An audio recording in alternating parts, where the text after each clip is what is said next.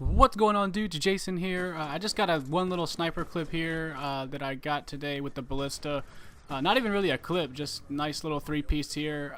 Go around, pick up the tags, and then I believe there's one more little piece here from the same game. But yeah, man, so I've been messing around with the ballista a little bit because this is the sniper rifle that you can take the scope off of, as I get a nice little no-scope / quick scope there. But yeah, so you can take the scope off of this one and make it just an iron sight. And I kind of messed around with the iron sight in, what do you call it, combat training, because if you go into combat training, you have everything unlocked. Oh, and by the way, in League play, you have everything unlocked too. You're not really ranked as far as like 1 through 55 in League play. You basically have everything unlocked, and I guess your only ranking is, you know, whatever ladder you're in as far as League play. Like it's 1, 2, 3, 4, 5. I think there's 5 levels, I want to say. I'm not sure, but and then you get matched up against all people that are the same level as you. But using the MP7 here, this is just a, you know, regular match. This is not League play. I haven't even played League play, but my brother has been playing it, and he really seems to enjoy it. So that's kind of how I know some of the things about it. And another thing, I did reach the max level and I prestiged, so I'm going to let you guys know kind of what happens when you prestige, so you can make the decision for yourself whether you want to or not. Basically, every time you prestige, you have 3 options. You can either get an extra custom class slot, which that's the option I chose. You can reset your stats back to level 1, and you can reset all the tokens that you've used, you know, on that prestige, and you can do any of these 3 things at any time during your ranking up. So obviously it wouldn't make sense to reset your tokens that you've used because you haven't used any as soon as you prestige. So, you know, say that you haven't used your you haven't used your prestige unlock for this prestige, and you're at level 35 or something, and maybe you've unlocked a few things that you don't use, or you want some extra tokens or whatever. You can reset all those tokens at that time, and then you'll have all the tokens back that you've gotten up until that point.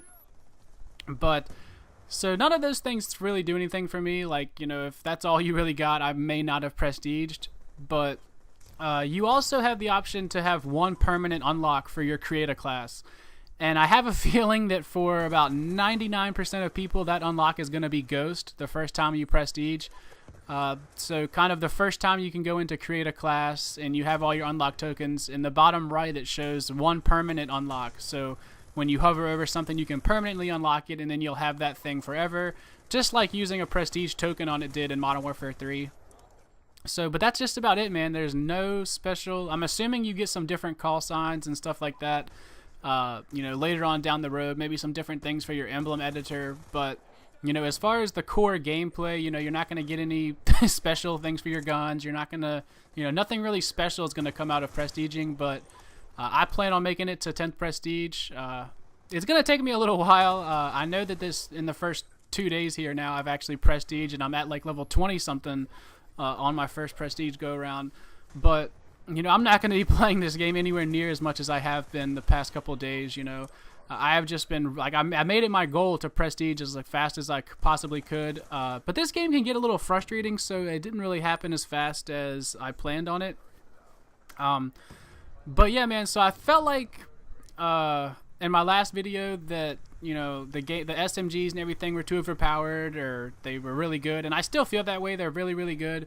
But I think that Treyarch's done a great job as far as weapon balance within their categories. You know, the SMGs are definitely the best ones, I think. The shotguns are really, really powerful too. Like, a lot of them are consistent. The 2 pump actions are very consistent one-shot kills. The range may not be what we're used to having as far as Call of Duty games, like, you know, range for a shotgun. But with the close quarter that the way that these maps are, as close quartered as they are, you don't really need a huge range on a shotgun to be good.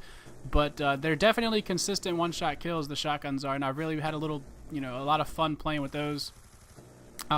Here in the Sentry, you see me keep shooting over here by these planes. You can see the gunfire coming from over there, and there's an enemy there.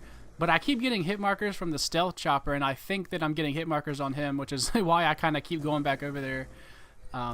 And these sentries and guardians are very deadly, and people seem to think that they can knife them to get rid of them. You cannot. You have to shoot them with a gun. It takes about 1 full magazine of any gun to kill The Guardian, I know. I haven't actually tried to shoot a sentry gun, but the best way is to just make one class with EMP grenades, and you just toss one EMP grenade at either a Guardian or a sentry gun, and it knocks it out immediately. You know, no need to worry. And it actually gives you like 125 score towards your score streak as well, so that's a nice thing. But anyways, back to what I was originally trying to get to. The weapon balance within each class category is pretty decent, I'd say. You know, the MP7 I think is very good, or not very good, but it's pretty decent at like medium to long range. Like it doesn't kick so much that you can't keep your, you know, target on. You know, you can actually hit people from a far distance.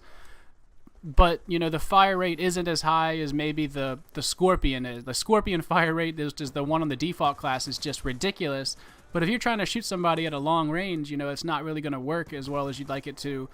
The same thing with the Vector. The Vector is very high fire rate, very great in close quarters, but if you start shooting somebody at a distance, you're not going to be able to stay on target. So I think there's a 3-round burst submachine gun that, you know, obviously a burst fire, it'll be more effective at longer range than some of the other submachine guns. So I think all those submachine guns have their own use and their own purpose. It's not like any one or two submachine guns is just so great. I hear a lot of people say that the MSMC is like the best one, but I've actually preferred the MP7 so far. And I guess we'll just have to see how that goes with the more attachments and stuff I unlock and all that kind of stuff. And the same thing with the assault rifles. You know, you got like the Type 25, which has a very high fire rate, but for some reason I've been having a hard time staying on target with that at long range. Whereas, you know, say the TAR doesn't have anywhere near as high of a fire rate as the Type 25. But I feel like I'm better off at long range, you know, much better off, you know, as far as accuracy goes. And I haven't used too many of the assault rifles because, like I said, man, the submachine guns are just so good that I've been really experimenting with those and trying to find out which one I like the most. And I want to start messing around with the light machine guns because I've picked up a couple of those and they seem to stay on target very well. Like, it seems like, you know, the recoil on those is very low, but the problem is there's not too many spots on any of these maps where you can really post up without there being like 7 different ways for you to die from, you know, 7 different places. It just feels like no matter where you're standing, there's just constantly people coming at you from every direction. So it's best to just stay on the move and keep on going. But yeah, I used the stealth chopper in this game, and you've probably seen it do a lot of work, man. It's pretty good.